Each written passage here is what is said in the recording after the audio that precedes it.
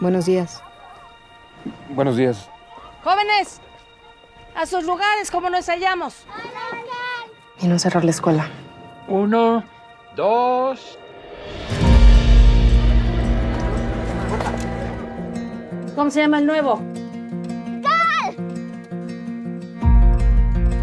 No me ha dicho en qué año va, joven y Cal. No sé.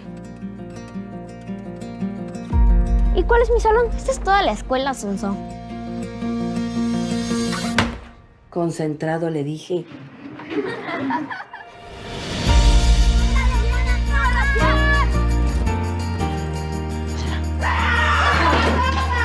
Son de plata. Lo robaste. Perdón. ¿Por qué me pide perdón? Es que no sé leer. Yo sé que es difícil estudiar cuando uno se está mudando de un lugar a otro todo el tiempo. Es usted un tritón. Alguien que sabe adaptarse ¡Calimán! y sobrevivir en cualquier lugar. ¿Cuánta gente depende de esta escuelita? ¿Y qué va a pasar con los niños? ¿Qué momento dejaste de creer en la docencia?